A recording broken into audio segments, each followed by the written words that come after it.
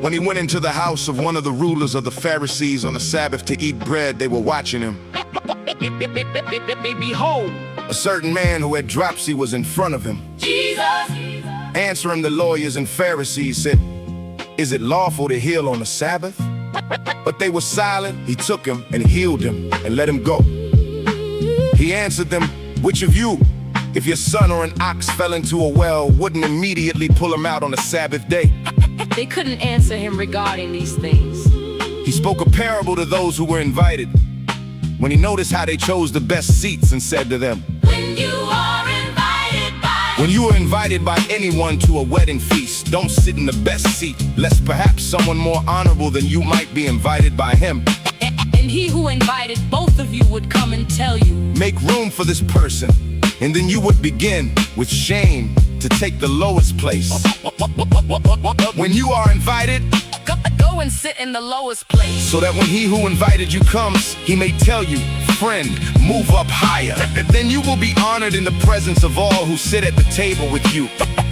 For everyone who exalts himself will be humbled, and whoever humbles himself will be exalted."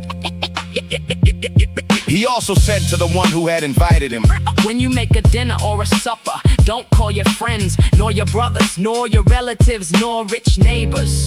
or perhaps they might also return the favor and pay you back. But when you make a feast, ask the poor, the maimed, the lame, or the blind, and you will be blessed, because they don't have the resources to repay you, for you will be repaid in the resurrection of the righteous.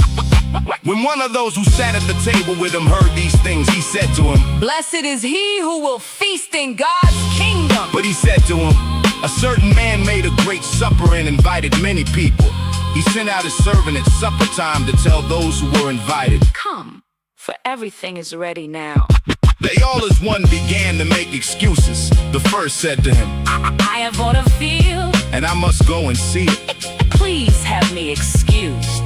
Another said, I have bought 5 yoke of oxen. "And I must go try them out." Please have me excused. Another said, I have married a wife.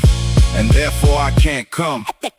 That servant came and told his lord these things. Then the master of the house, being angry, said to his servant, Go out quickly into the streets and lanes of the city. "And bring in the poor, maimed, blind, and lame."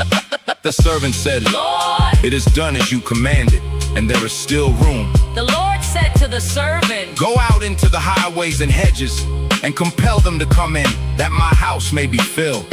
For I tell you that none of those men who were invited will taste of my supper." Now great multitudes were going with him. He turned and said to them, If anyone comes to me and doesn't hate his own father, mother, wife, children, brothers, and sisters, yes, and his own life also, he can't be my disciple. "Whoever doesn't bear his own cross and come after me can't be my disciple. For which of you, desiring to build a tower, Doesn't first sit down and count the cost, to see if he has enough to complete it? or perhaps When he has laid a foundation and isn't able to finish, everyone who sees begins to mock him, saying, this man began to build and wasn't able to finish? "Or what king, as he goes to encounter another king in war, will not first sit down and consider whether he is able with 10,000 to meet him who comes against him with 20,000? Or else, while the other is yet a great way off, he sends an envoy and asks for conditions of peace.